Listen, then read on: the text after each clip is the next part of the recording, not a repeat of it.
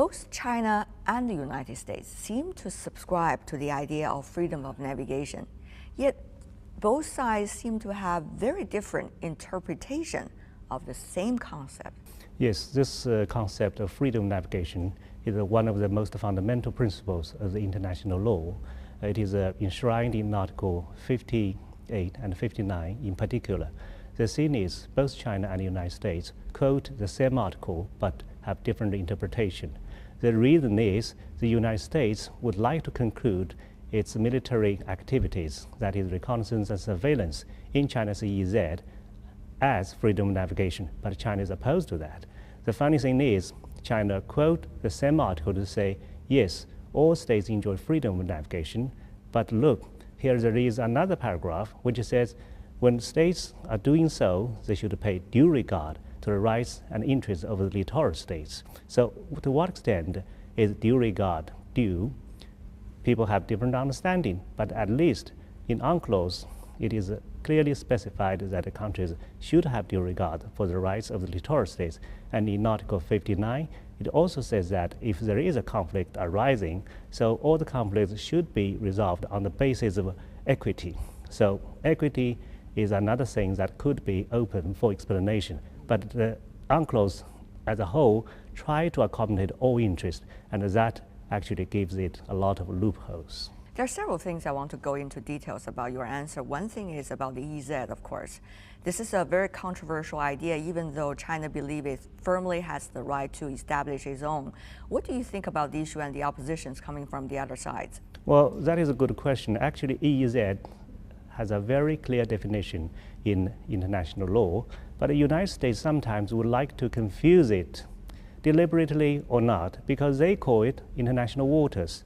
But in international maritime law, there is no such concept like international water. What then is the concept? The concept from your baseline would be territorial waters, contingent zone, and the EEZ. So EEZ would be 200 nautical miles. But as long as there are disagreements, it is the invitation to possible conflicts. Yes. Therefore, during this process, what will be the role of the Chinese Navy in this regard? That's a very good question. First of all, any military would be indispensable in safeguarding the sovereignties. Second thing is, if you look at the history of China, China actually has entered into no war with any other countries since 1980. So China's rise is peaceful. Having said that, China has actually made utmost efforts in self-discipline and try not to come into using forces or come into conflict with anybody. But what if, in Chinese eyes, somebody else provoke? What will be the role of the Chinese Navy? Is there a bottom line for the Chinese Navy as to under what circumstances will things be different? Well, certainly it could be a bottom line. I believe it's in the head of the military thinkers. But if you look at what really has happened, I can give you an example that the Filipino Coast Guard actually killed Chinese fishermen 3 times. That is very much outrageous, but we anyway have maintained self-restraint. That shows how we are really concerned with stability and peace in the region. But the Chinese Navy not only have the international community to think about, also you need to answer back to your own constituencies. When Chinese citizens are being hurt, isn't that the role of the Chinese Navy to come out and protect its own citizens? Yes, that definitely is a role for us to do, but we have to judge the whole situation. Well, maybe some small casualties, no matter how hurtful they are, should not affect the whole situation of maintaining peace and stability. We in the military definitely would like to safeguard every inch of Chinese territory, but at the same time, we have also to be good thinker, to think about the overall situation. But when there is such a request from the central government, from the Chinese people, for us to do something decisively, we believe we're ready. Around the world, doing what? For what? About what? That's the issue. Because the Chinese Navy have been actively participating, as it self-claims, in the fight against piracy. However, there are different opinions in the world suggesting, well, there are just not that many pirates to fight against, and therefore, how the Chinese Navy going to justify its presence in so many different parts of the world? What exactly is the ambition? What is the PLA Navy out for? The short answer is for two purposes. Number one, China's national interests. Number two, China's international responsibility. From the very moment that the Chinese Navy moved out, it has tried to blend these two into one. For example, when Chinese Navy departed for the Gulf of Aden, it has actually announced two missions. One is to safeguard the safety of Chinese seafarers and ships. Another is to escort ships for World Food Program.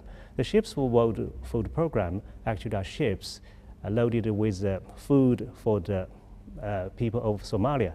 Actually, 1 in every 3 Somalians have to be supported with food from outside the world. So this is how Chinese Navy has been doing. But on the other hand, when Chinese Navy is participating in so many international issues, how is China and the Chinese military going to guarantee it is not going to interfere into others' internal affairs, which has been a fundamental principle of Chinese diplomacy? You have a very big point in your argument. Actually, many other people in China would argue along your line.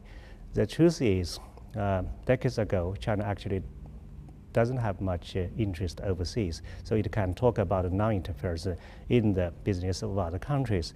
But now, since we have 1.2 million people working overseas and 100 million Chinese going out to all different parts of the world, so China's overseas interest is huge. Therefore, how do you term China's national interest? It's not only on Chinese soil. We have what we call China's overseas interest now, which is so huge. Therefore, we have to send troops out and try to protect all these interests. But of course, not all interests could be protected by Chinese military. For example, the Afghan tribes just kidnapped 1 or 2 Chinese workers, and how can you send a large Chinese troops to save these people? But there is one principle for Chinese armed forces to follow when it does carry out such a mission, that is to listen to what the United Nations say. Generally speaking, Chinese armed forces would follow the resolutions of the UN Security Council. For example, Chinese Navy now could be operating in the territorial water of Somalia, and that is in line with the UN resolution, because according to UN resolutions, we are called for to enter into the territorial waters of Somalia to conduct counter-piracy. Well, China's military are becoming apparently ever more global. At the same time, people could not help but look at China's neighbors. For example, Japan, which had just signed some renewed its military agreement with the United States and therefore could have bigger international role.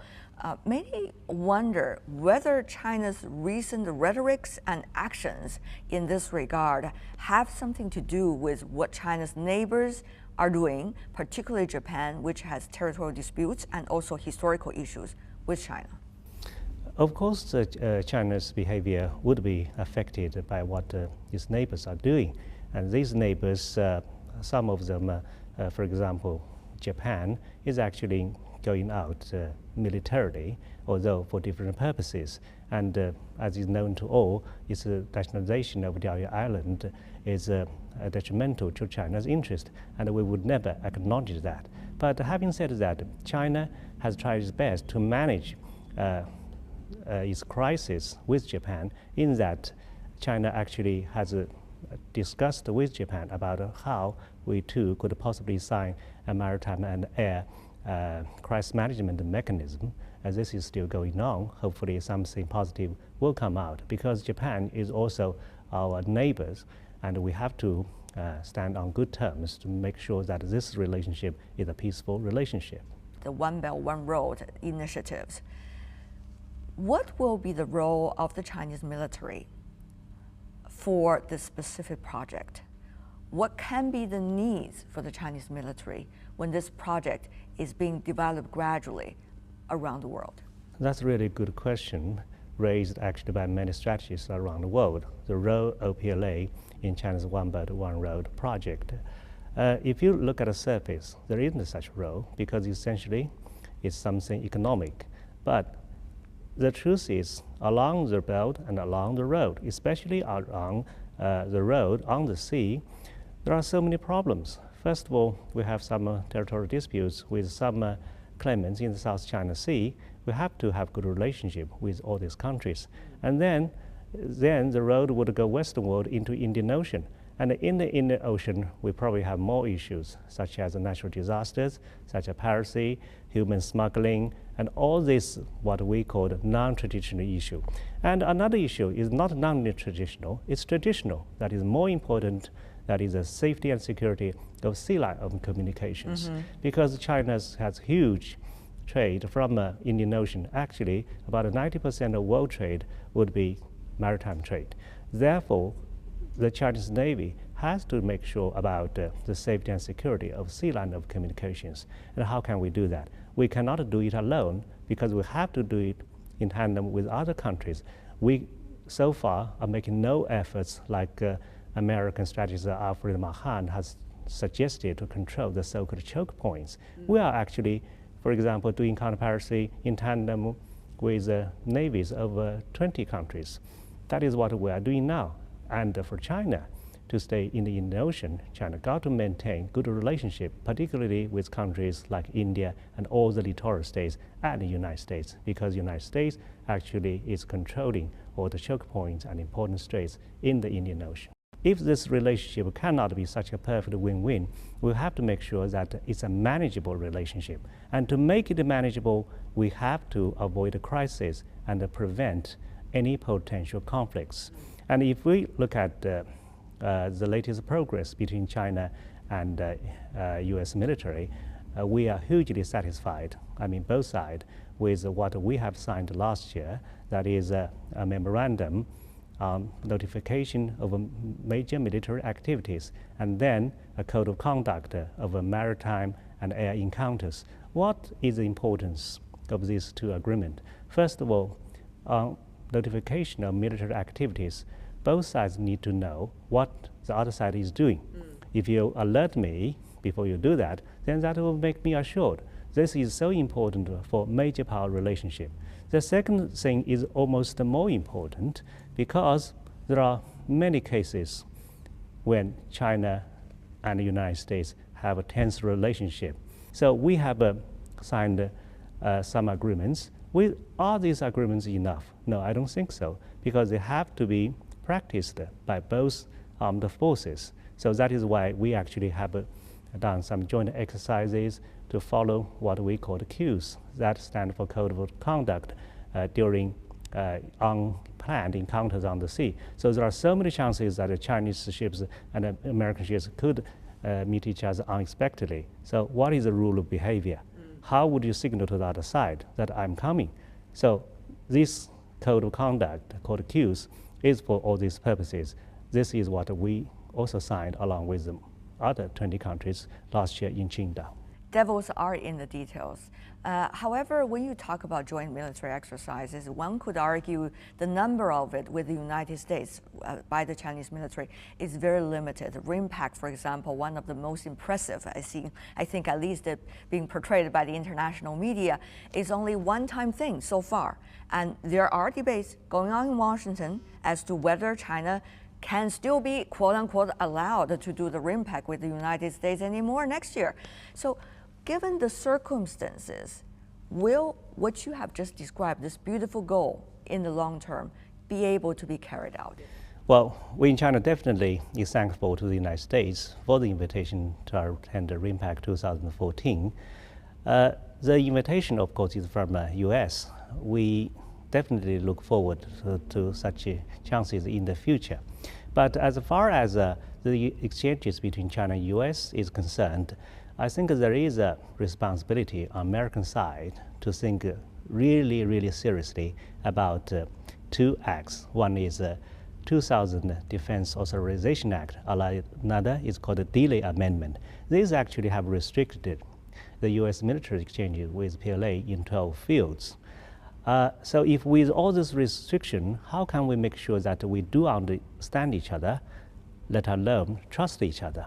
We must have more interactions, and such kind of exercises, like RIMPAC 2014, is really a good example of how the countries that may not have such a good relationship could try to trust each other and have this relationship further deepened.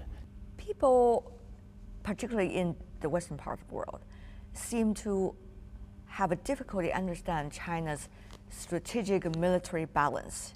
For example, what about China's military relations with Russia vis-a-vis that of the West? Even though China does not see it that way, black and white, others do. So how is China going to keep this strategic balance when it comes to military between Russia and some of the Western countries? I don't believe balance is the right word, because people do use this word balance. For example, people talk about the so-called big Delta relationship with China, US, and Russia. So China would not want to balance its relationship with the United States with the factor of Russia, and vice versa, because China would do things on its own national interest. We call our relationship with Russia as a comprehensive strategic partnership, but it's not an allied relationship. So that is a threshold. With Russia, we have all the historical, contemporary reasons for us to develop this relationship, and the China-US relationship is totally different. It's more complicated, but it's equally important. Very interesting. Senior Colonel Zhou, thank you so much for all this information and analysis. Thank you very much. Thank you.